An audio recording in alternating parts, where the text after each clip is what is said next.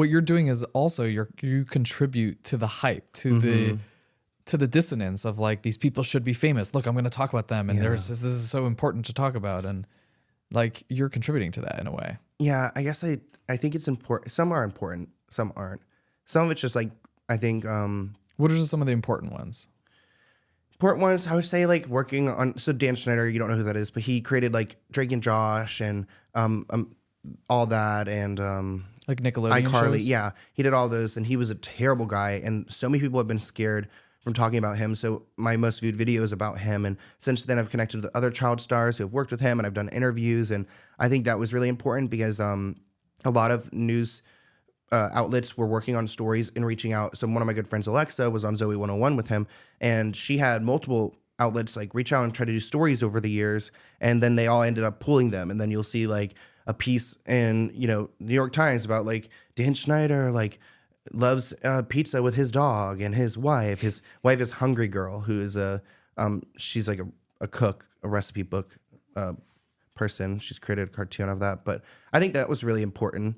And then I think some of the least important ones are like about like Ariana Grande like cheating on her, husband, and like. So why do that? And Ariana could probably cheat on her husband. Yeah, I don't really know the situation there, but I guess so it depends. Also, like, and you're kind of tasting this now. Like, your life is getting more and more different from the average person's life, and it just gets more different and less relatable. And like, in order to bring nuance to the conversation, you'd really have to have Ariana be here and be like, no, and she would obviously never want to get into that, but I think that there's a way that like you could understand like even the worst of these people if you were in their shoes. Yeah. And is there room for repentance in your worldview? Like, yeah, I guess I don't take a lot of that serious. So like I don't think anyone's ever canceled. Like I don't like cancel culture. I don't believe in that. I mean, I think people like R. Kelly, it's a different situation. But as far as like that content, I've always grown up watching YouTube and absorbing the content.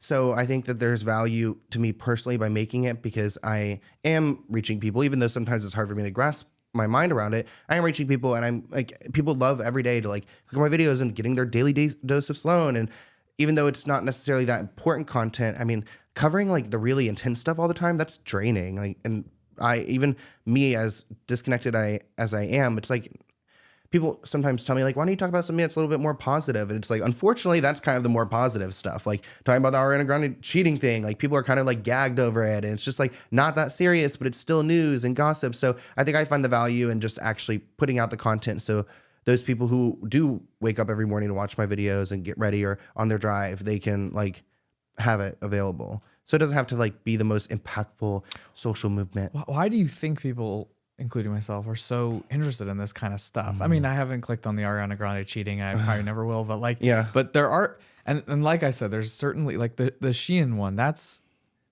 beautiful. That's so important. I wonder which one you saw. I did too.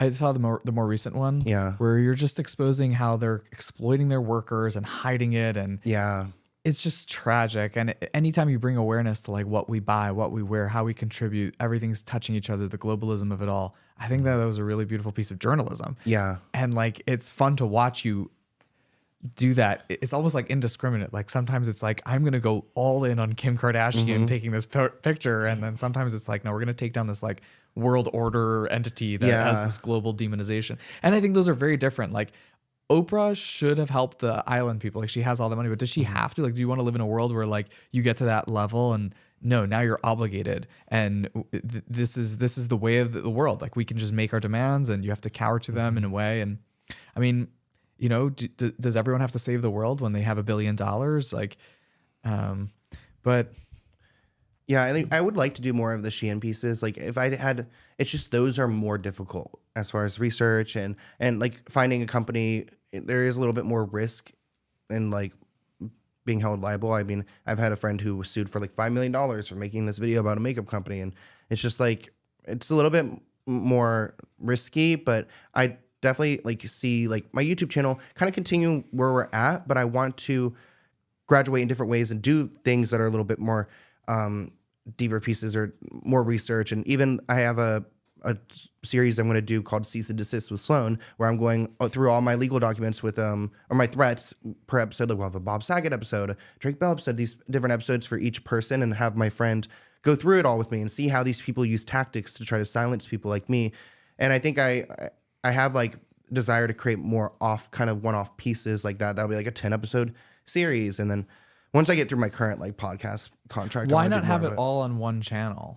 Because right now my algorithm is like the revenue's great, the view, the like each video is about like 10 to 30 minutes long, and it's perfect. If I were to go and throw an hour-long video on there, it will disrupt the algorithm. And like that's why like my podcast, for example, they were gonna like give me a big like sign-on bonus if I put it on my main channel, and I was like, no, I'd rather not take that money, because I can foresee that money being lost in ad revenue if I threw an hour-long interview up onto my main channel where people don't want to watch that. I can't post anything else within 24 hours.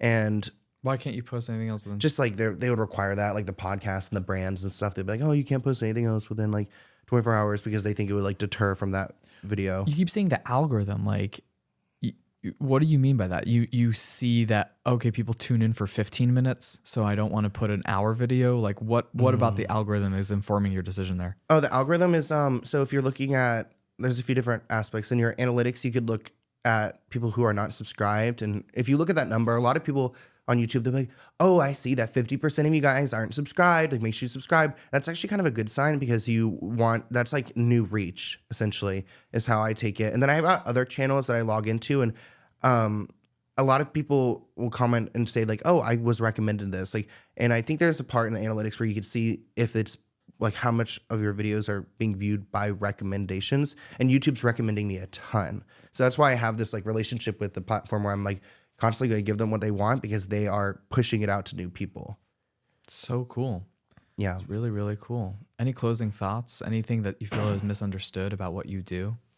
I would say, well, one thing my boyfriend always likes to joke about is that when I meet people, I'm always like, oh, do you have like a real job, or do you have like a job like I do? And sometimes I joke about it not being a real job, because I do understand like what you said, like my life is becoming less and less relatable, like as I'm making more money and getting more into this world.